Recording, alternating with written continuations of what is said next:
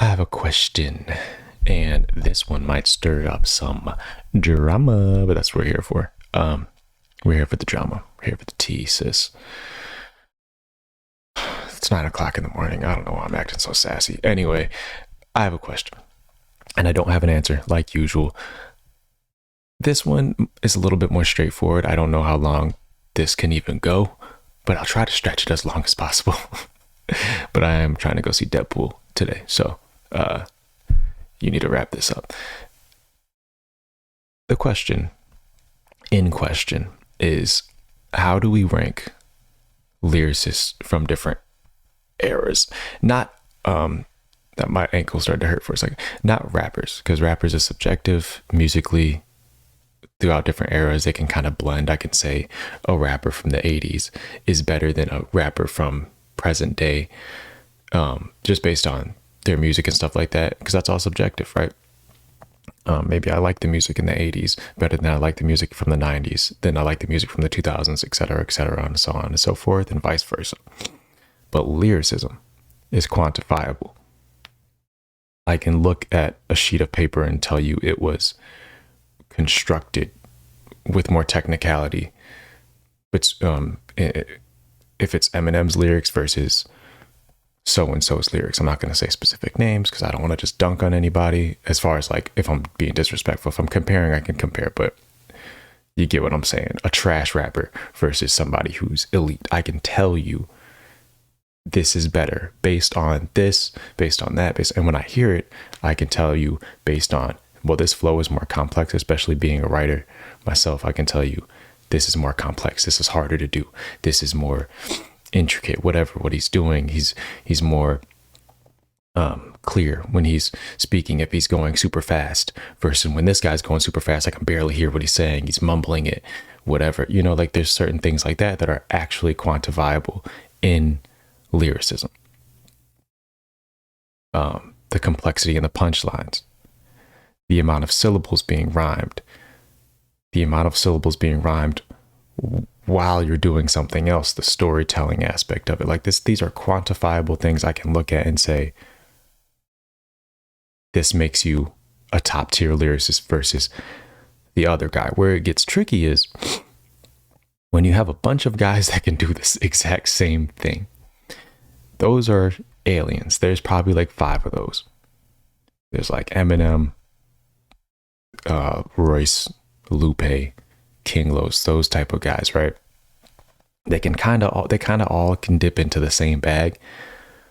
And then I find with those guys, they each have their specific thing that nobody else can do out of that bunch. But that's what makes them aliens. Like even when they do go to that place where they're just the best, even then they still have something, each of them, that none of the other ones can do.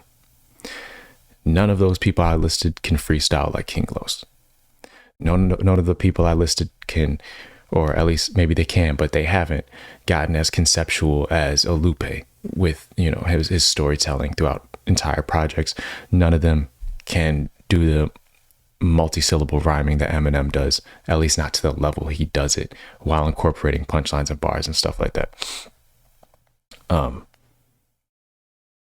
also none of them can create songs and hit songs at that in pretty much any subgenre of hip-hop like Eminem has. Eminem, without dumbing down their music, Eminem has hits in pop rap, lyrical miracle stuff. He has a song with Rihanna it has 1 billion views. He has a 6-minute song of him just rapping that has 1 billion views. He has all the different types of songs you can imagine and knows how to make hits out of them without dumbing down the lyrics. That is lyricism as well. That doesn't get spoken about enough. The aspect of songwriting. Songwriting is lyricism as well. You have to be able to write songs to be a top tier lyricist in this regard. We're not talking about lyricism in general. Like, you can obviously just rap and be a great lyricist, but when you have a bunch of guys that can do that, plus they have the songwriting ability, then we have to start talking about other things as well. So, shall I continue? How do we compare artists or lyricists from different eras. And the reason this question comes up is because every time I see a list, every time I see a top tier list, I should start doing tier lists. I'm gonna make somebody mad. Anytime I start seeing tier lists, rankings, anything like that, I see lyricists from different generations always on top of these lists. And it frustrates me to no end because you have no idea what you're talking about. And it feels like we're doing it just out of respect for these artists. Now, I think I have a solution. I think we need to start segregating these tier lists. That was a strong word to use, but I'm serious. I think we need to start with these rankings. There has to be different eras, the 80s, 90s, 2000s, whatever you want, however you want to do it. But you cannot tell me that these guys from the 80s, and I will get specific examples because I love these guys. They're all legends. So I'm not disrespecting them in any way because I love them. I listen to their music personally. But you cannot tell me lyrically they are better than a lot of these guys from the 2000s. What you were doing in the 80s is heard noises. What you are doing in the 80s is the base level of what we are doing in the 2020s. I forgot the 2010s and the 2020s were a time period now. We're getting old, dog. I'm 23. I'm not old, but I feel like it. I feel like anytime stuff like this comes up. But what you were doing in the 80s would be basic now as a top tier lyricist in the 80s, as a top tier storyteller in the 80s. I take that back. Not the storytelling part, because there's some top tier storytellers in the 80s that I don't think are being matched today. But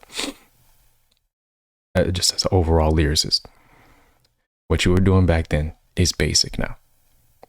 And that's not disrespectful to say. I say that out of respect because you had to set the bar. You set the bar. You evolved things. So people took what you did and built off of it. You did that. That is your contribution. And that's more than like you literally set the bar for everybody. They studied you, saw what you're doing, learned from you. You know what I mean? Like as we evolve, people are going to keep, it's evolution. People are just going to keep getting better. So I understand the reason why we still put these guys on top of these lists, because in their era, they were the best, but at some point they're not the best. At some point the bar got raised and it's just unfair to not put them, or to not put the newer guys ahead of them. So I think now that you understand my